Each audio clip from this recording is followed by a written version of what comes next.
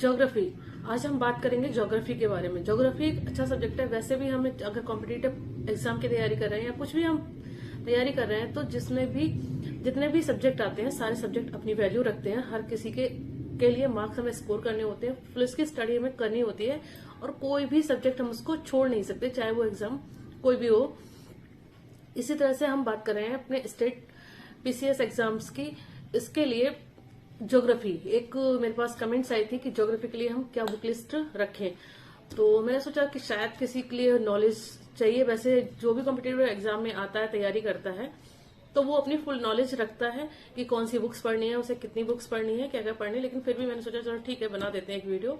हो सकता है कोई न्यू स्टूडेंट हो, उसको जरूरत हो, नीड हो कि कौन सी बुक ज्यादा बेस्ट है या हमें पढ़नी चाहिए, क्योंकि ऐसे तो बहुत सारी बुक्स होती हैं। बहुत सारी बुक्स के नाम आपको मिल जाएंगे यूट्यूब पे।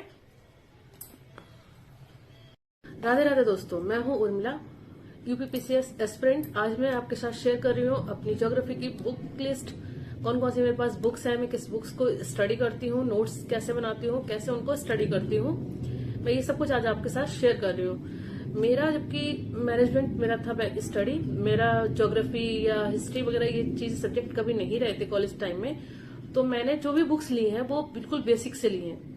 हो सकता है किसी का ज्योग्राफी बैकग्राउंड रहा हो तो उन्हें बेसिक बुक्स की जरूरत ना हो, लेकिन फिर भी एक अच्छा ही होता है कि अगर है आपका नॉलेज पहले से आपने पढ़ रखा है तो आप उन्हें बहुत स्पीडली पढ़ लेंगे। तो मेन क्या है कि आपको स्टार्टिंग से लेके चलना ही चाहिए। तो मैंने तो 6th क्लास से ही बुक ले रखी थी, सारी की सारी एनसीईआरटीज ले रखी हैं। तीनों ये मैंने बेसिक भी पढ़ी हैं, ये तीनों बेसिक एनसीईआरटीज हैं जो मैंने पढ़ी हैं, क्योंकि मेरा बैकग्राउंड नहीं रहा तो मैंने ये सारी पढ़ी हैं और बहुत अच्छे से इन बुक्स में समझाया गया है। तो एनसीईआरटी ये बहुत अच्छी बुक्स हैं और बिल्कुल बेसिक से हैं। इसमें ये 6th क्लास के बच्चों से लेकर 8th क्लास तक के बच्चों के लिए है, तो उस हिसाब से समझाया गया है। बिल्कुल भी नॉलेज ना हो तो भी बहुत अच्छे से समझ में आता है और पढ़ने में एक इंटरेस्ट बना देती है ये बुक्स। कि हमें जैसे अगर हमने पढ़ा नहीं है, हमने कई साल छोड़े हुए होगा या फिर हमारा ज्योग्राफी सब्जेक्ट नहीं था, तो ये एक इंटरेस्ट क्रिएट करती है। काफी अच्छी बुक्स हैं। उसके बाद बात आती है कि मेन बुक्स के लिए हम मेन बुक्स के लिए क्या करें। तो मैंने मेन बुक्स के लिए कोई बुक स्पेशल से नहीं ले रखी है।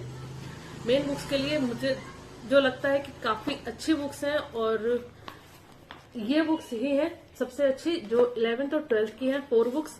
इनको मुझे लगता है मल्टीपल टाइम्स पढ़ना चाहिए, बिल्कुल रट लेना चाहिए। अच्छी बुक्स हैं ये, इनसे सब कुछ कवर होता है। अगर इसके अलावा भी आपको लगता है कुछ तो आप किसी की वीडियो रेफर कर सकते हैं, किसी की वीडियो सुन सकते हैं, देख सकते हैं। बहुत सारी वीडियो हैं, हर्षित द्विवेदी सर की वीडियोस हैं और काफी सारी वीडियोस हैं। तो इन बुक्स के अलावा मुझे नहीं लगता कि और कोई बुक्स ज्यादा पढ़ने की नीड है, जरूरत होगी। ये बुक्स, क्योंकि अगर हम ज्यादा सारी बुक्स रखते हैं तो सारी बुक्स का हम रिवीजन बार बार नहीं कर सकते, इसलिए हम कम बुक्स रखते हैं तो उनका रिवीजन हम बहुत बार कर सकते हैं और मल्टीपल टाइम रिवीजन कर लेंगे तो हमें ज्यादा अच्छे से याद होगा। बहुत सारी हमने बुक्स पढ़ रखी हो, इससे बेटर है कि हमने कम बुक्स पढ़ रखी हो, बहुत ज्यादा बार पढ़ रखी हो, जिससे कि हम एकदम जो भी हमारा कॉन्सेप्ट हो दिमाग में वो एकदम क्लियर हो। अब रही बात पढ़ने का तरीका, जब भी हम बुक्स को ज्योग्राफी को पढ़ें तो अपना एटलस की बुक एटलीस्ट साथ में रखें। एटलस को हम जो हमें जहां नीड हो उसे देखता चले और उसी के साथ साथ हम नोट्स बनाए तो उसमें भी थोड़ा डायग्राम वगैरह बनाए, चार्ट वगैरह से लिख के नोट्स बना के चले, जो तुम शॉर्ट नोट हो जिसे हमें याद करने में बहुत इजी हो। एनसीईआरटी में वैसे बहुत अच्छे से समझाया गया है, नोट्स वगैरह बना के समझाया गया है, तो उसी तरह से हमें फॉलो करना चाहिए। तो हमारे लिए ज्योग्राफी भी एक इजी और अच्छा सब्जेक्ट है।